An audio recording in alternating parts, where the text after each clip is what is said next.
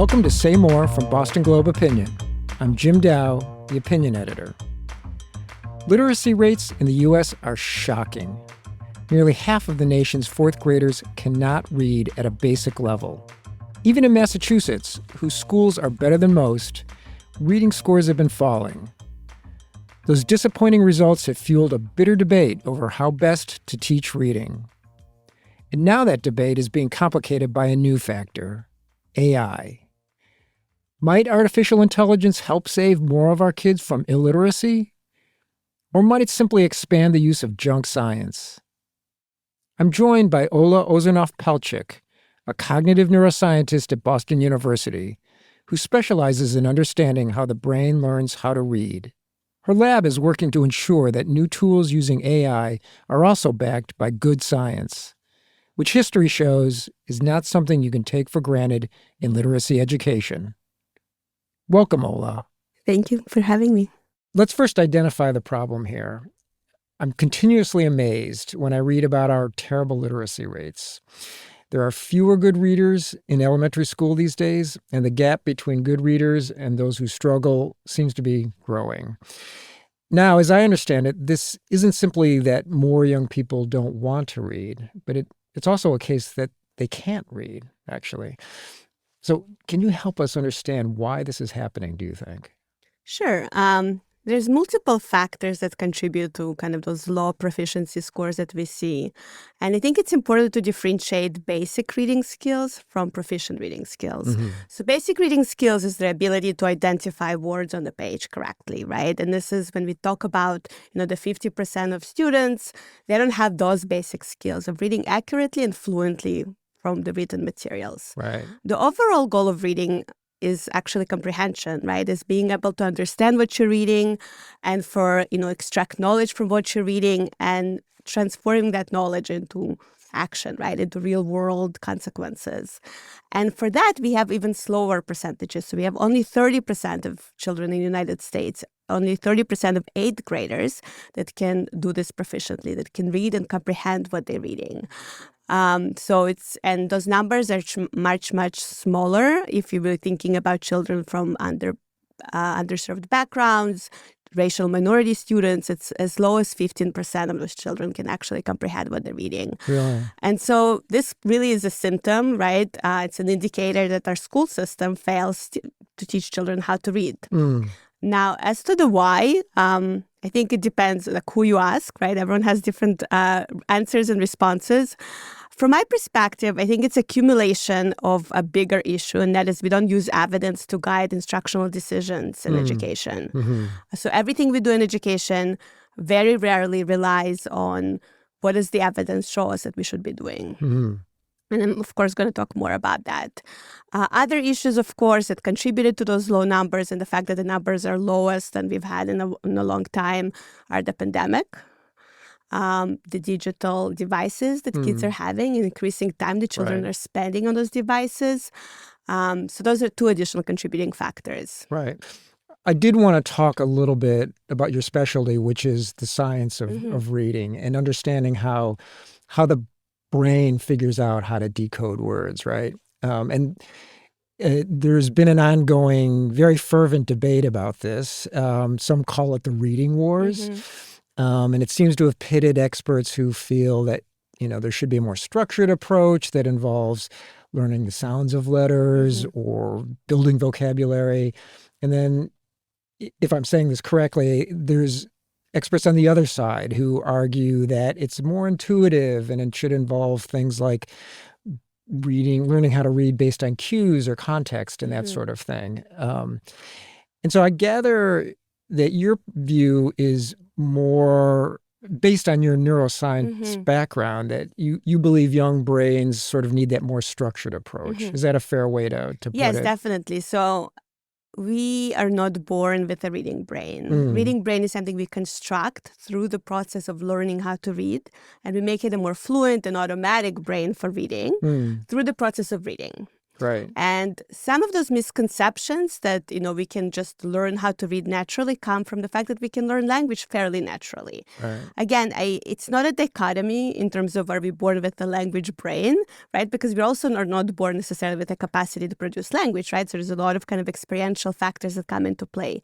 But we are born with a language system. So we have a dedicated system that within the first 2 years of life enable us to understand and produce language, right? And the system continues to develop and continues to kind of become more precise with experience. Right. But a child is, no one sits down a young child and teaches them the morphosyntactic structure of their language, right? They infer that structure from those probabilistic distributions that are in the speech around them. Yeah. So they use the statistics of language to infer a lot of the things about language, a lot of truths about language, and build their language abilities.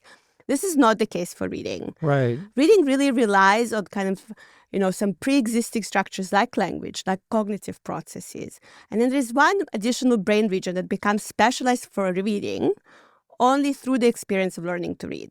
Can you talk for 1 second about what happens if a child doesn't learn the skills of reading, like say by 4th or 5th grade? I've heard sort of dire predictions for kids in that situation. Yes. How dire is it? Is it overblown, or do you think it's a real problem? I think it's a real problem. So with every sort of month from entering kindergarten, we see the gaps between children who are at risk for reading difficulties. And then, as you mentioned, already at the 3rd and 4th grade, the child already has reading difficulties, widen and widen. So it's been called kind of the Matthew effect in reading, where the rich are getting richer and the poor are getting poorer. If you think about the child entering kindergarten, everything in kindergarten focuses on learning to read.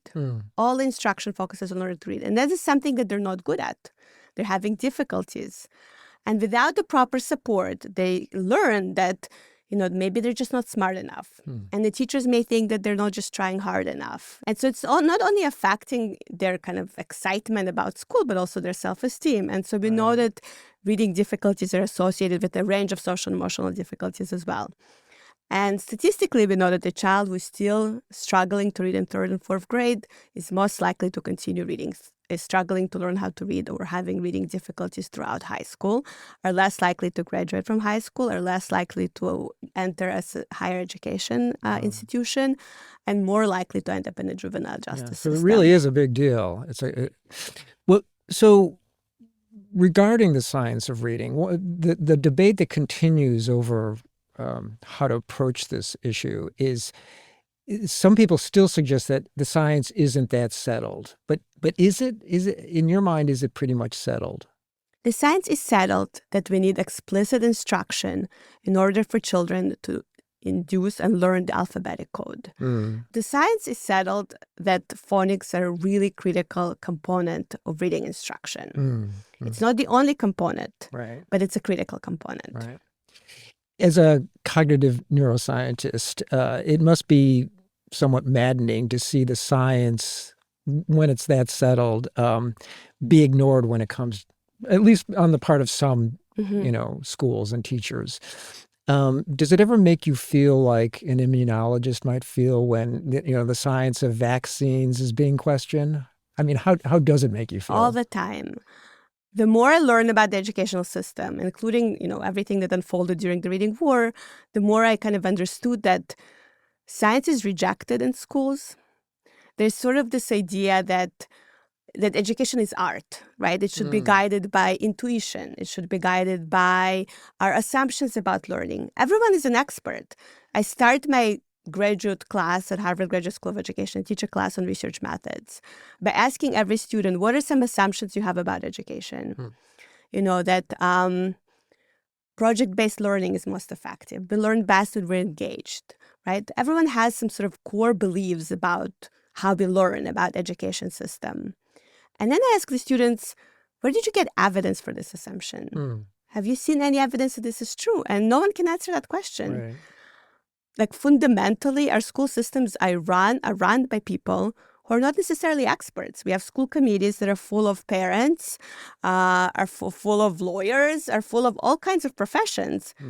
but they're not scientists. They can't pick up an article that shows us that X approach is effective or not effective, evaluate that article, and make decisions based on that article. Right. Sticking with government for a second, Yes. there actually is a bill now it's actually passed both houses of the state legislature that would mandate science of reading, 5-pillar approaches to teaching literacy. There's a little bit of a fight over it in the legislature, but it looks like it's going to be eventually signed into law by the governor. But it has taken Massachusetts a little bit of a while to get there. I think there's something like, 40 states or something that already have these laws in place. How do you think this is the right role for government to step in and say, we've got to do it this way? I think so. I think the government's role is in some ways to demand accountability. I don't want to step in kind of the boiling water of all the debates that are in the United States. In fact, this whole disaggregation of decision making is very new to me as somebody who didn't grow up in the U.S. But what the bill is demanding is accountability from the school districts. Right. Does it surprise you that this debate has gotten so emotional? Yes. It surprises me that people have such strong and persistent beliefs that they're just not willing to let go of, especially in the context of, again, 2 decades of very low reading proficiency on a national level. Anyone who cares about education should ask themselves, what should we do different? And I'm surprised that people are not asking those questions. More of my conversation with Ola Ozernov-Palchik after a short break.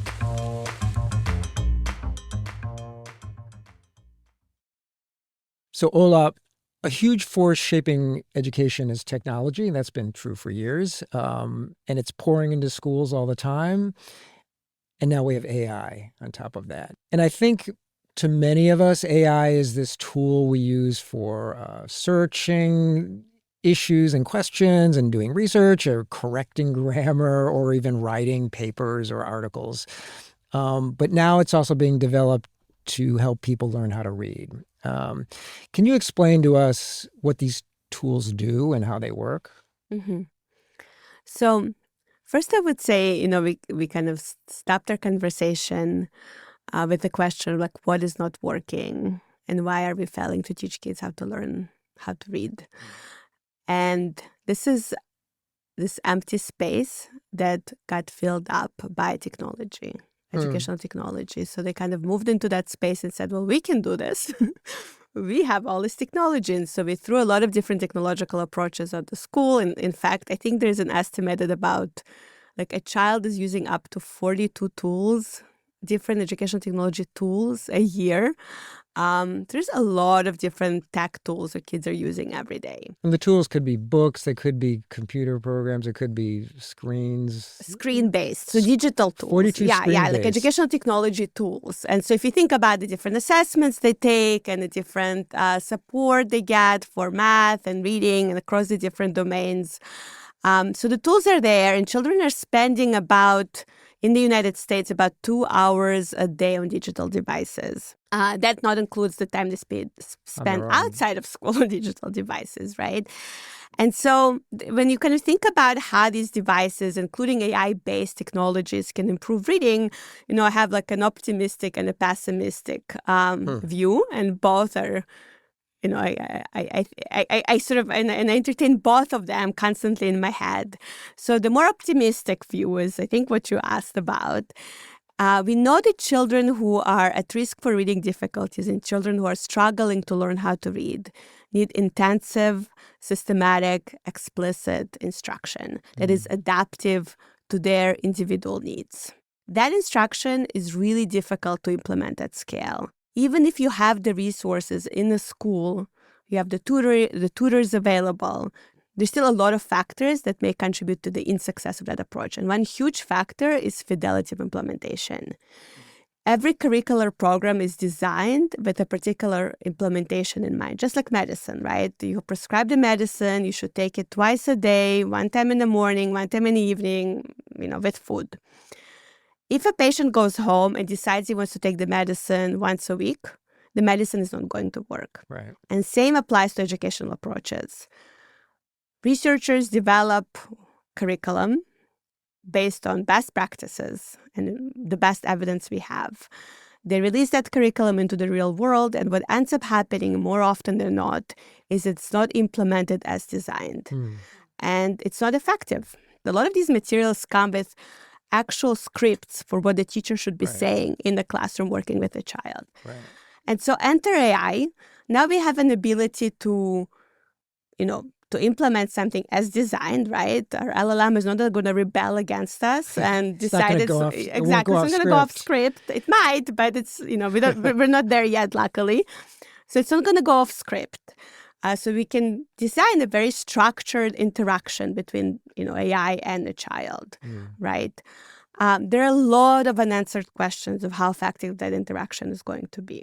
But from the perspective of fidelity, I think we can address that. Right. From the perspective of scalability, we can address that, meaning that it's easy to implement educational technology tool one-on-one with child as needed, right? If they need to do it 30 minutes a day, we don't need to pull out a tutor from another classroom to supplement that need, right? We can just have the technology do that. Right. And so it addresses really important issues in education. Now, whether or not it does it effectively is a different question that we need to answer. Yeah. Well, and maybe you can start answering that. As I understand it, your lab, you have a competition for tools. And I'm curious as to tell me about that competition and how are you using it? I take it you're looking to identify the systems that really work. Exactly, and then perhaps push those out into schools. Walk us through that a little bit. Sure. So I would say, we talked about kind of the proliferation of educational technology tools, not even AI-based educational technology tools in the past decades or so, right? There's less than 10% of these tools have undergone any type of research evaluation. Less than 10%. So we said that, again, kids are in classrooms using for hours a day, right? Are using these tools, but we don't know if they actually work. Right. That's a huge question, right?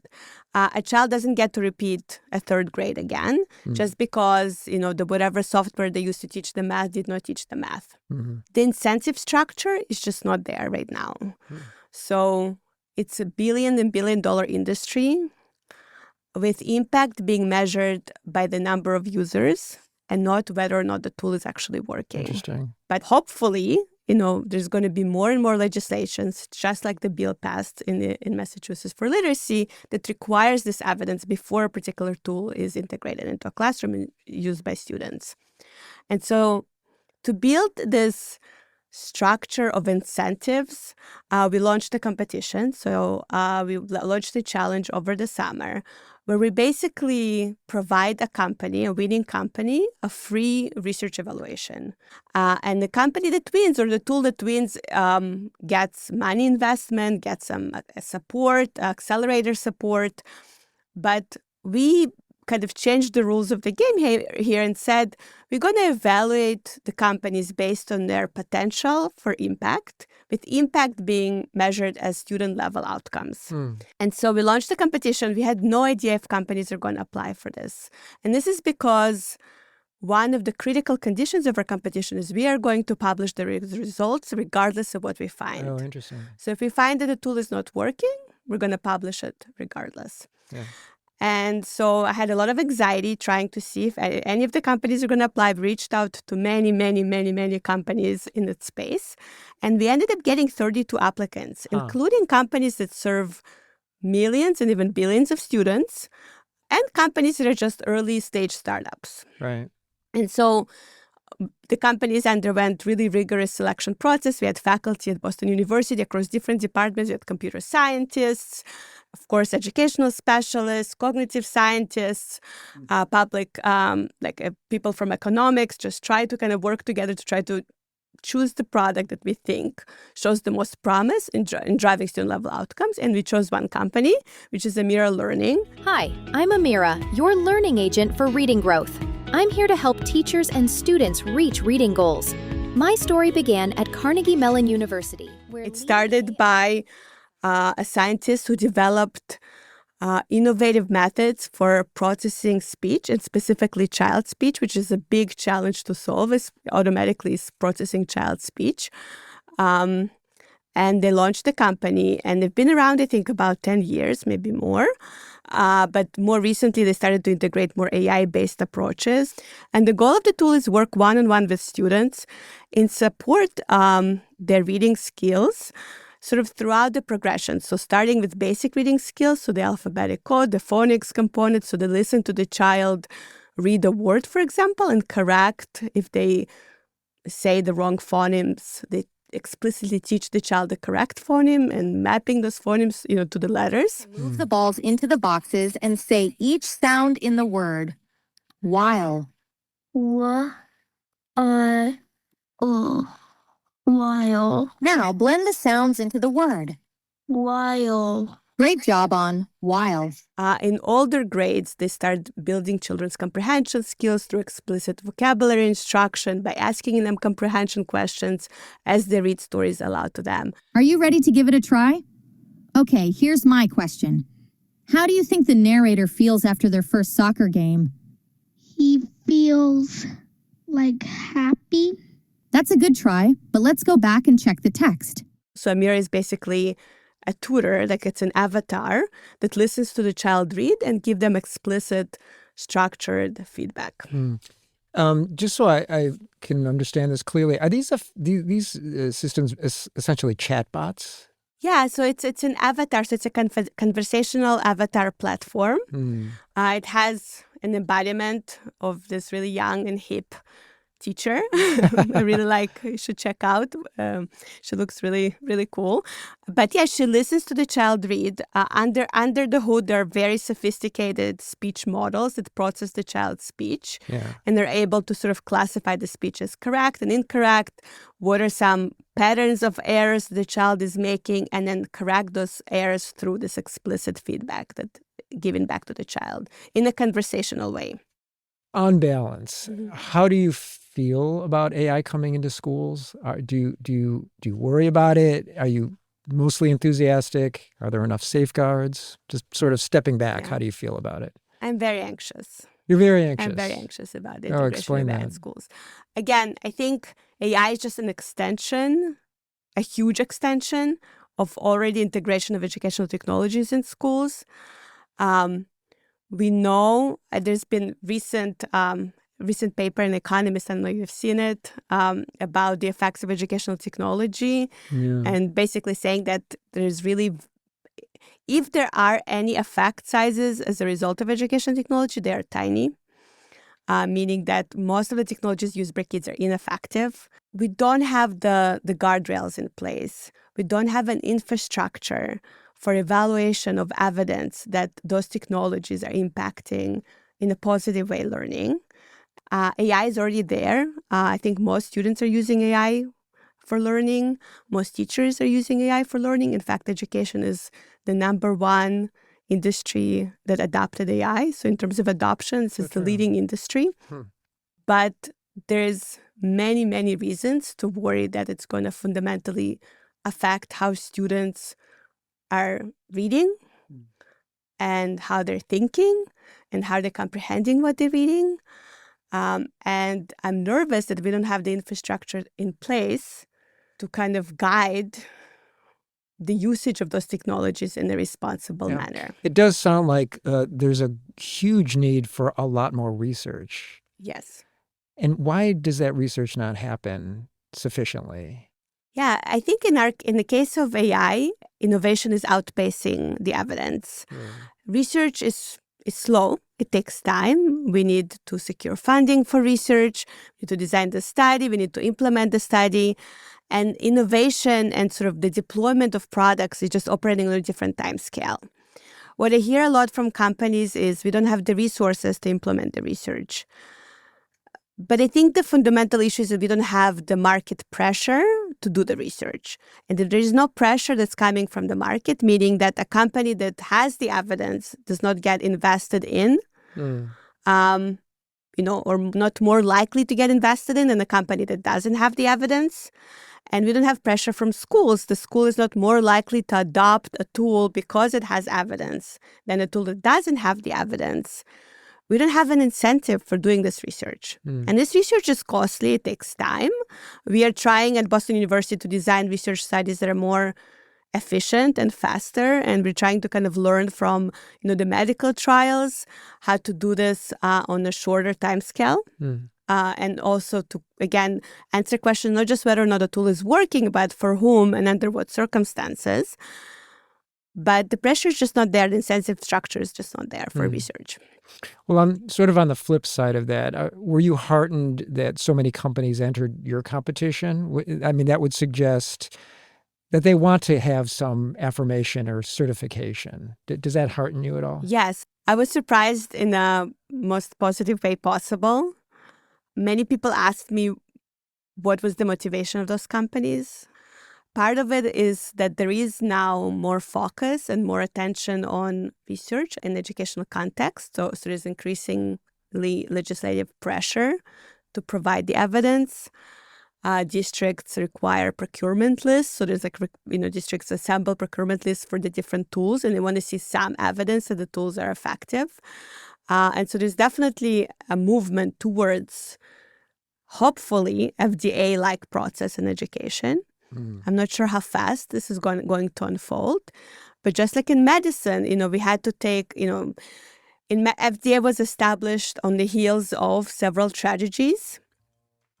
And perhaps our tragedy of, failing to teach children how to read is going to really lead to an establishment of FDA-like for education.